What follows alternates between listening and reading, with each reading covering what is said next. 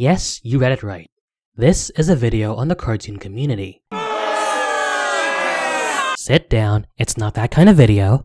A lot of people have done that kind of video already, talking about the same old with next to no substance to them. So people lambasting Christina Miller for being the death of Cartoon Network, citing her as the cause of the lackluster scheduling even though that's so not true, the gross overplaying of Teen Titans Go on Cartoon Network, the commonly mentioned problems of the more notable figures within the community, all that stuff. And for me to jump into the bandwagon and just cover those topics willy-nilly would be quite redundant. On that note, if you are expecting that kind of content from this particular video, I'm telling you right now, this might not be the place for you. This video is going to be a different kind of beast. I might be touching on those individual facets throughout the course of the video, one way or another, but I won't be focusing on one facet exclusively. This will be more of an attempt to connect the dots, so to speak, and discern what makes this equally loved and equally hated community tick. This video will be more for the outsiders who love cartoons as much as the next person does and is remotely curious about the community, but can't really figure out how to navigate through it or just have reservations about it. In a sense, you might see this video as a primer or a compendium, though if you've been in the community long enough, you're still welcome to watch. Still, even with this disclaimer, I predict at least one person will misconstrue this video as just like every other. I don't know, but I guess the only way to know is by taking a headfirst plunge. If you are indeed new to the community, you've most likely seen a number of accusations lobbied against it. These accusations include self-entitlement, vocal and textual outspokenness, emotional sensitivity, and my absolute favorite, hostility amongst each other for the pettiest of reasons. I find it quite unfair for the community as a whole to be considered any of these things, but I can't deny that these problems do exist and are more common than I'd like them to be. But let me see if I can disrobe this nonsense and make, well, sense of it, for lack of a better term. First of all, there is no nobility in hostility between members of a collective group. Absolutely not. It is indeed petty how relationships can be fractured on the basis of the common ground that brought these people together in the first place. However, in spite of this, I can see even the smallest shred of nobility in such extremism from cartoon fans. Yes, I really do mean it. Having wandered many reaches of the internet in my lifetime, I'm no stranger to the vocal minority and their insistence on certain things to adhere to certain standards. My news feeds on literally every social media platform I'm on tend to contain at least one kind of post with some social, political, or socio-political rhetoric behind it, and the palette of emotions that reinforces these posts range from genuine yet rational concern to impassioned yet irrational outrage. As you can imagine, like with any other discourse, this one is used in any context, including, you guessed it, cartoons. More so than ever, the medium has become an outlet through which a person may push their ideals in subtle or not so subtle ways. While cartoons always had that potential, this commentary was usually delegated to adult animation, at least in the more straightforward sense. Nowadays, I seem to have noticed a growing surge in such commentary appearing in cartoons for more diverse demographics, and so the cartoons in question resonate even more with their audience, especially those who find a specific commentary to be pertinent to their individual circumstances. These people are given a voice, a mouthpiece, when they otherwise have none or are powerless to use their own voices. Must be a symptom of our predominantly liberal society. Candor begets candor, so to speak. Thus, one can at least empathize with these people of these splintered and minority groups. Because representation in the media has so much weight behind it, there will be that fraction of an audience that's going to either praise or lambast the way their idiosyncrasies are depicted in these media, the media that many people consume. If they notice even the tiniest oversight in the depiction of the idiosyncrasy in question, they will speak out on it. For instance, if a homosexual person is portrayed with an exaggerated degree of flamboyancy, a stereotype of homosexuality that has largely been outgrown as of today, that's a surefire way to spark outrage from members of a deviant sexual or gender persuasion. It's only natural that people become as incensed and vocal as they get. They want their idiosyncratic groups to be depicted as clearly and accurately as possible. It's also natural that people become incensed and vocal from an artistic standpoint. In its 100+ year history, animation has undergone a tremendous evolution.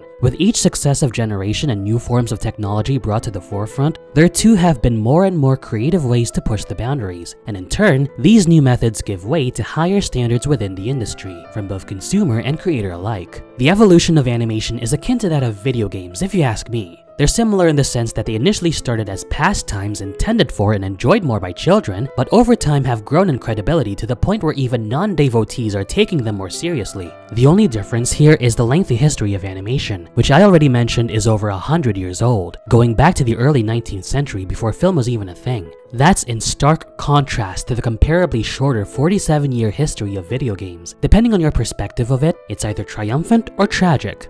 Going back to the bigger picture at hand, because of how far animation has come, people will speak out against visually offensive travesties while glorifying the artistically acute. If you are around between 2011 and 2013, you're most likely aware of The Problem Solvers, a prime example of this. That show was thrashed on different fronts, between being an eye-killing abomination and the possibility of replacing a hot commodity around the same time, Genndy Tartakovsky's Symbionic Titan. That last one is kind of tenuous, but the complaints about the show's artistry, or lack thereof, are well-founded and unanimous. That being said, it's not to say that the people within the community can't and don't channel their love for animation positively. You will find no shortage of people who discuss animation-related topics at great length without any trace of vitriol, and that kind of impartiality and openness fosters an enriching and welcoming environment. An environment where perspectives are widened, new knowledge is acquired, and camaraderie is forged. This kind of commitment also works both ways. Because animation has progressed this far, it gives its audience an incentive to be fully defensive of the craft. When faced with some kind of criticism for their passion, animation fans counter by raising the aforementioned points as to why they enjoy it the way they do.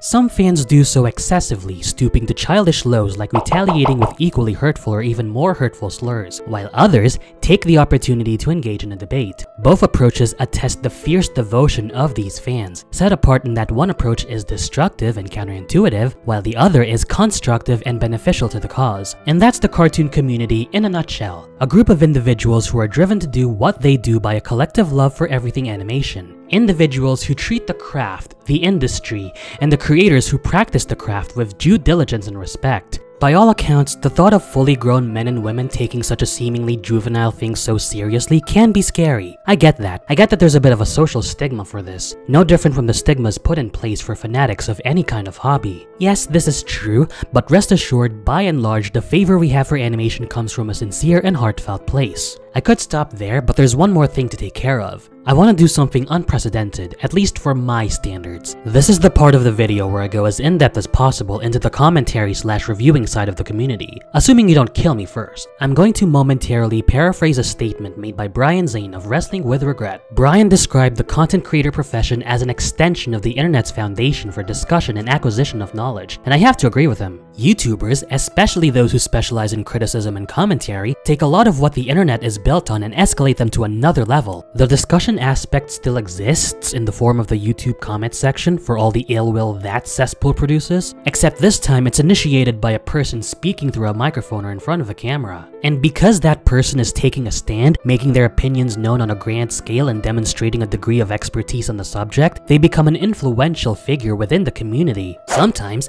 it even reaches a point where their word is taken as gospel. Sometimes, not all the time. And wouldn't you know it, reviewing cartoons has become something of a trend, an art form. Because of the environment that the community has fostered, more and more content creators have emerged in recent times, with a varying range of success. A good number of them are entertaining and rightfully successful. Some not so much. But this ain't a roast video. Instead, I'm just gonna give brief yet detailed summaries on a handful of these cartoon reviewers. Let me preface this part by saying that no cartoon reviewer is identical to another. There are a number of aspects that set apart one reviewer from another. Their editing style, their personality, and their focus. I'll explain what these content creators are all about, and from there you can discern which of these people are your cup of tea. Not everyone is gonna enjoy every content creator here. It's all a matter of preference. We're gonna go in the following order. I'm gonna start with the quote-unquote starter pack. These are the entry points, so to speak, into the reviewing section of the community and the community as a whole. Their styles have both a casual and devoted audience in mind, and they're well-established names within the community. And after that, I'm gonna go into smaller and less familiar names that deserve a mention.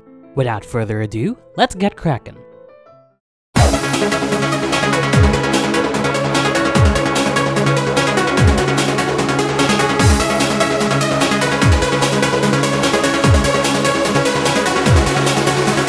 One of the pioneers of cartoon reviews and a bona fide household name. Don't let the name throw you off. Rebel Taxi is the name of a cartoon reviewing web show and not the creator himself.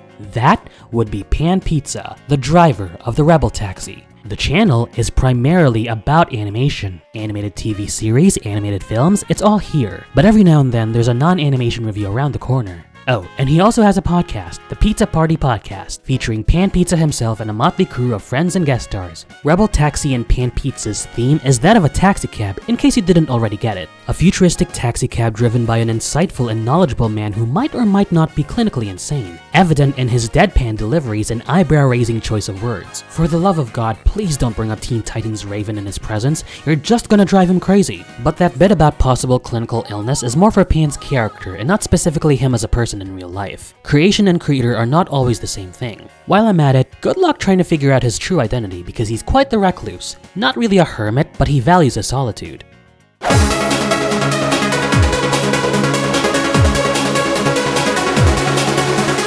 The off-bandied animation equivalent of WatchMojo.com, and for good reason. The name of the game for Australian native Phantom Strider is Top 10 Countdowns, with a majority of them centered on cartoon-related topics. I say majority because like Rebel Taxi and Pan Pizza, he has the occasional non-cartoon video. And as we all know, Top 10 Countdowns are one of the best ways to rope in an audience because of their vast appeal even for YouTube standards. The topics that Strider covers range from basic and general to bizarrely specific.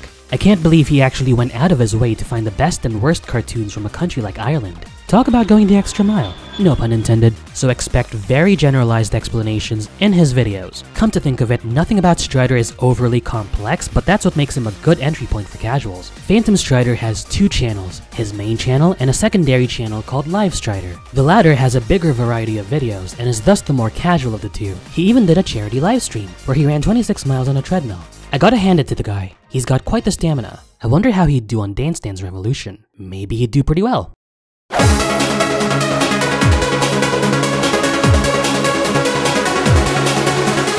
I'm bunching these two together because they're kind of identical, at least to me. Stufflift Scoutfly and Veilsky Bum 94. Why do I say they're identical? That's because they're not so much reviewers as they are news reporters, delivering the latest scoop in animation fresh out of the oven. Veilsky Bum, or Veil, has even gone on record admitting that he's not really a reviewer and more of a reporter. When any fascinating recent developments occur in the industry, you can count on these two to explain the situation and give their input into said situation. With professional and pretty production values, hold on, I want to see if I can say this fast as many times as possible. Professional and pretty production, professional I can't even make it past 2. Sorry. As I was trying to say, with professional and pretty production values and uncomplicated content that doesn't need extensive deciphering, Scoutfly and Veil are a solid segue into the community that are easy enough on both the eyes and the ears. Although some people have taken umbrage with Veil's voice, but to each their own. Personally, they're not my cup of tea. I actually find them somewhat redundant because we have places like Toonzone.net and Cartoon Brew, and even if we don't use them, we still have Google. But these guys have cultivated something that works, and I can't take that away from them. They've cultivated a market for animation journalism, and a lot of people seem to be buying into that. I'm not one of those people, but hey, if it works, it works.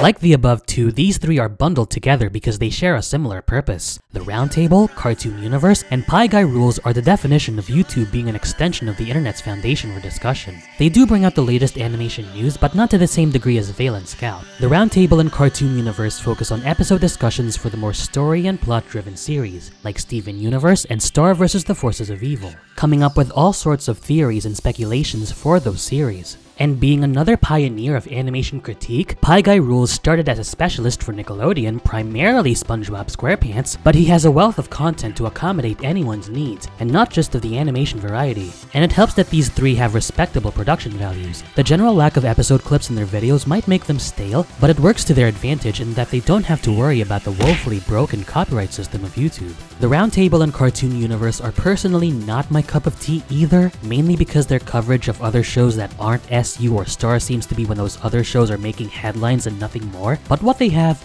works, and that's the most important thing. And I would have otherwise labeled Pie Guy as a niche reviewer, but the variety in his content places him squarely in this category. Wait, did I just make another pun? I swear to God, I did not mean for that to happen.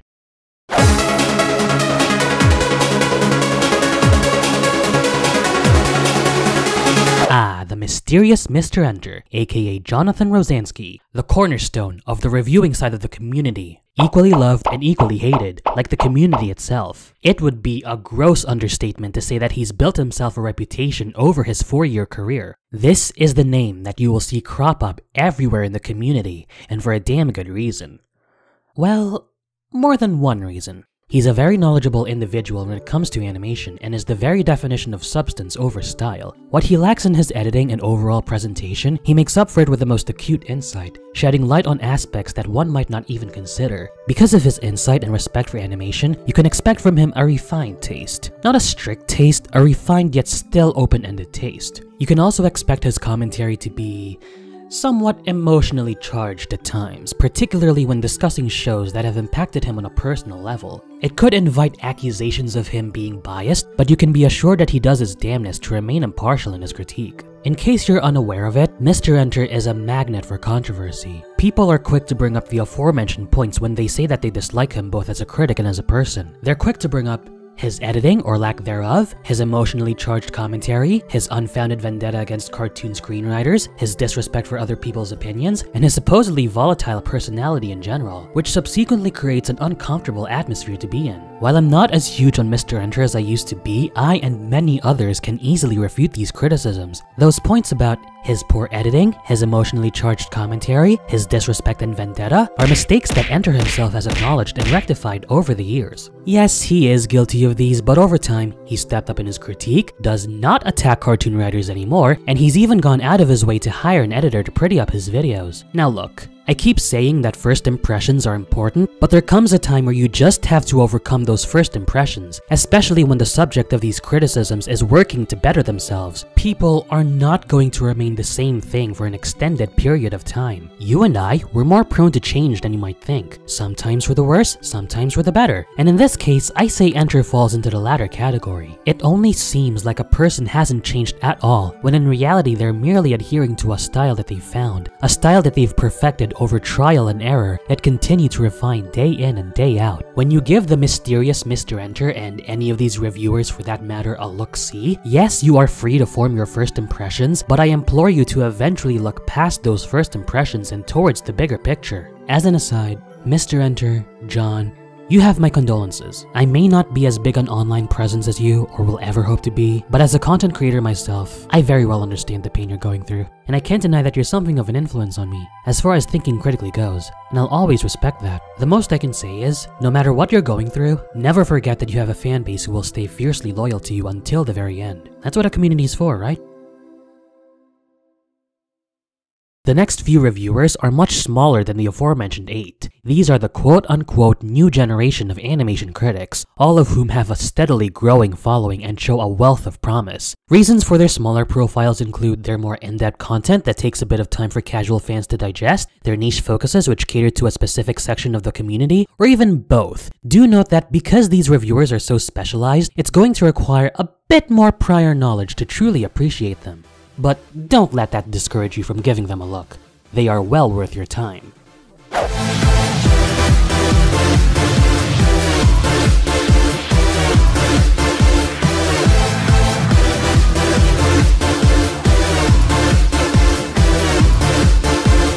We're kicking off this section with a good friend of mine, Alpha J of The Alpha J Show. No, this isn't nepotism, just sit down and listen. An up-and-coming name in animation critique, Alpha J is one of the most insightful individuals I've had the pleasure of knowing. I'd even say that his insight is on the same league as Mr. Enter's, and I'm not joking. With the use of that insight, he's bound to open up one's perspective on an episode or an entire show by elaborating on his own perspective. In terms of his content, Jay is one to go the extra mile, going beyond just the standard episode and series reviews. Several of his videos involve how he would rewrite a mediocre or terrible episode of a show, character and episode comparisons, and whether or not he would reboot certain shows. A personal favorite of mine is his The Shell vs. the Matchmaker video, not just because it's about 2 episodes from that Blue Cat show I keep gushing about.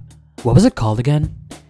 I think it was something like bubblegum or chewing gum or baseball or softball or basketball. What was it? Alpha J opened his channel on August 5, 2015 and currently sits at around 36,000 subscribers. If fresh new perspectives are what you're all about, Jay's the panda for you.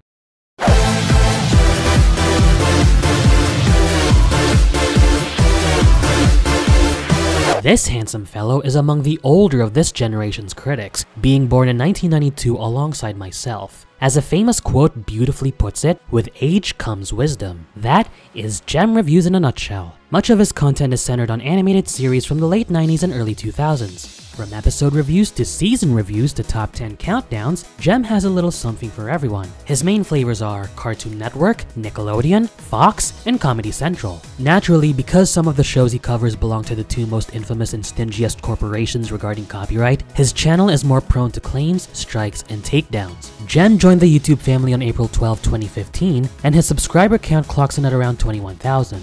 If you want someone with a nostalgic touch, look no further than Jem Reviews.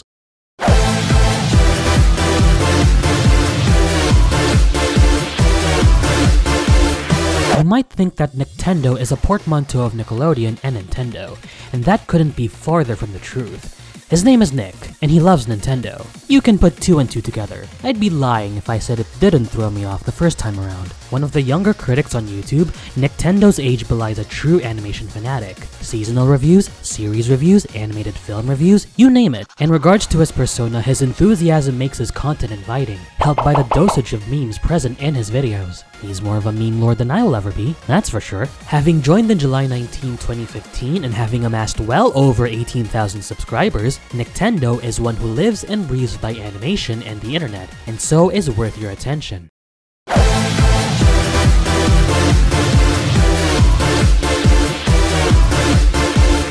These England-based gentlemen, Torcheap and Blue Artisan, have animation written all over them as much as the next person does. Let's start with Torcheap. Initially starting off with countdown videos, he's since expanded his reach to reviews, news coverage, and vlogs. His thorough commentary separates him from other similar creators, so expect a bit more substance here than usual. Oh, and there's also the occasional meme video here and there. Just don't confuse him for a Phantom Strider knockoff. They're from two different countries after all. I say the best way to get on his good side is to give him a limited edition Android 18 or BoJack Horseman Funko Pop or something to that effect. As for Blue Artisan, he's among the older content creators of this generation and by the relevant standards is severely underrated. His content is incredibly engrossing, going at length to elaborate on topics that are fascinating and only a very small amount of people know about. I had no idea about half of the shows in his top 10 cartoon outros countdown. Goes to show that wisdom really does come with age. He seldomly uploads. His last video was uploaded sometime around June, but when he does, you get so much out of it.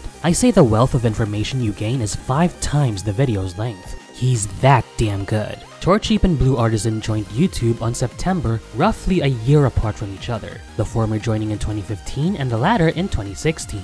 Torcheap has accrued over 7,000 subscribers due in no small part to his worst adult cartoons countdown achieving virality, while Blue Artisan sits at a little over 200 subscribers. If you want something enriching and oozing with class, look no further.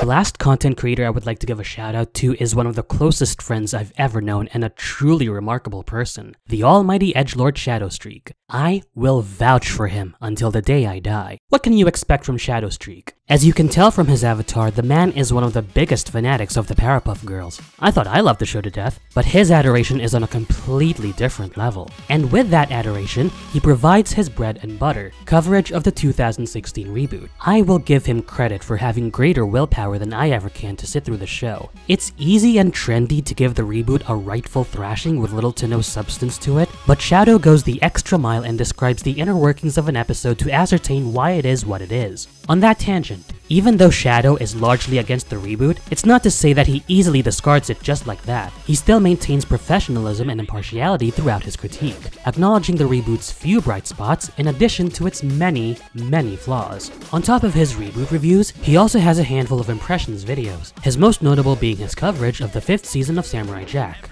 Oh, and did I mention that he and I collaborated at one point? It was a pleasure and an honor working alongside him. Personality-wise, though he claims to be an edgelord in name only, that is so not true. He totally is. I mean, just look at him, and just look at his six-sided ruler. If that kind of profile picture and avatar don't spell edgy, I don't know what will. Shadowstreak began his career as a content creator on March 11, 2016, and has garnered a following of over 8,000 subscribers. You want sugar, spice, everything nice and edge? This is the edgelord for you.